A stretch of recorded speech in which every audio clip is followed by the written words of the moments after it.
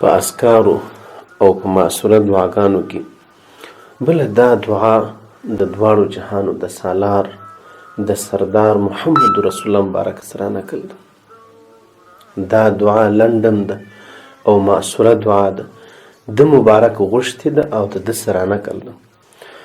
دا د ډوډۍ د شروع کولو په سر او په پیل کې په اول کې که د انسان څه بسم الله وعلى برکت الله دا هیر سو، یا بسم الله الرحمن الرحیم دا هیر سو، نو کله چې درته په یاد سو په دې وخت کې په دې ټیم کې بیا دغه ذکر د رسول الله مبارک سره منقول دی، بیا دغه دعا کول پکار دی. د دعا الفاظ به تاسو ته لیکل کیږي، هم دا ضرور زده کړئ، بلکې په خپل بچانو او په خپل اولاد او په خپل ټبر او په خاندان هم ضرور زده کړئ. یو مسلمان له دا پکار ده چې دا یې زده او الله رب العزت زموږ ستاسو په عملی زندگی کې دا ښکاره کړي، او الله رب العزت زموږ ستاسو په عملی زندگی کې را نصیب کړي چې موږ ستاسو عمل په دې باندې شروع سي. د دې ډیرې زیاتې نفع او پیدې دي، د خیر او برکت ترڅنګ د ثواب او د الله د شکر ترڅنګ د الله د رضا ترڅنګ ډیر زیات نفع او ګټه د انسان پکې پرته ده. یوه خبره مفتی شفیع صاحب رحمه الله په معارف القرآن تفسیر کې دا لیکلې ده، وی بسم الله د ډوډۍ په سر کې چې مسلمان وایي یا د یو شي پر خوړلو باندې یا د یو کار په شروع کولو د ټولې دنیا د کافرانو څخه مسلمان ځان رابیل کړي. په دې خبره ځان رابیل کړي چې د دنیا کافران دا نه مني چې دا رزق دا روزي دا هر څه دی الله رب العزت موږ پرې رسول هغه وی دا زما کوشش دی. مسلمان د دې اقرار وکړي چې الهي لکه څنګه چې دی بنده یم، الهي دا زما در وس وتلې وه چې هم دې وکرم هم دې وړه کم هم دې هر څه برابر کم، بیا دې پخه کم بیا دې راوړم، زما درې سو در نصیب. الهي دا ستا په سبب څونه د بندګۍ غټ اقرار کې پکښې کېدي، په دې څونه الله پاک راضي کېږي، څونه د خاکساري خبره کې پکښې کېده، څونه د عاجزي خبره کې پکښې کېده. خود د خدای بندګي دغه خاکساري عاجزي. نو مفتی شفیع صاحب رحم الله فرمایي په دې یوه کلمه کې چې رسول الله مبارک موږ ته ښوولې ده چې ته بسم الله وایه، له ټولې دنیا د کافرانو او د الله د دشمنانو څخه تا ځان رابیل کړي، د خدای په دوستانو کې دې ځان وداخل کړي. دوستانو ته یو واره نه پر دې 100 واره سوچ فکر کول پکار دي. په دې کې داسې په زرګونو نورې خورا ډېرې ګټې کې پرتې دي. د دې دوهمې دعا الفاظ دا دي بسم الله اوله، تا ته د ډوډۍ په آخري پای کې هم در په یاد سي، ګوله دوې پاتې هم ووایه بسم الله اوله و آخره. ستا سره به ستا په رزق و روزي کې بیا د شیطان حصه او نصیب نه وي.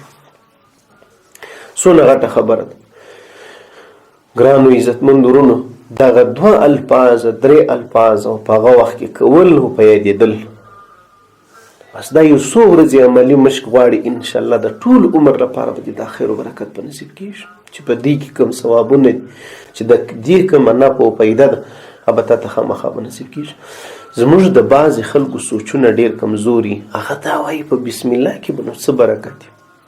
در دې پورې یو عالم او بزرګ تېر سوی دی ابوالحسن خرقاني رحمه الله، دا د محمود غزنوي رحمه الله د دور سړی و. د یو وخت د بادشاه زوی باندې هغه ناجوړه دی، یا د بادشاه د کور بل فرد دی پر هغه دم کوي چوکي، غټ طبیب او ډاکټر راغلی دی. نو هغه ورته ویلي چې بادشاه دغه ملا صاحب یا پیر صاحب د دې سړي د دم او د چو سره څه تعلق دی؟ د دې خو مریضي ده او د دې مریضي لپاره دارو درملو دوا ته ضرورت دی، په دم او چو به څه وشي؟ وایي دور ټول ای خر، بیا د بي د ډېره مافي تو چې دانی ای خره ته څه پوهېږي؟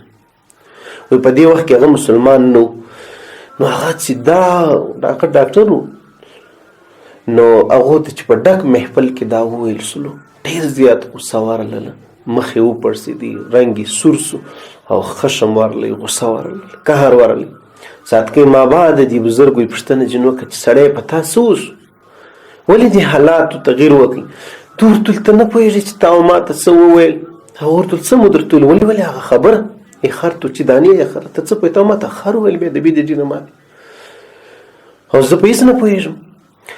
دې بزرګ ورته وویل دا درده غټ ډاکټر، دا درده غټ طبیب و. دې ورته ویلې چې د الله بنده په دې الفاظو کې دومره تاثیر پکښې کې و چې ته ستا و حالاتو ته وګوره، په ساده خبرو کې دومره تاثیر پکښې کې و. نو زه چې د الله نوم په اخلم او په دې سړي دموم او چوپ کوم په هغه کې په تاثیر نه.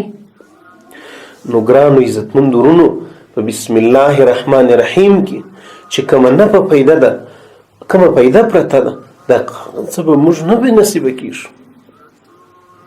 ای د الله نیکانو بندګانو، دا هماغه د مسلمانۍ نښانې او خبرې دي چې په موږ ته کې راژوندی سي.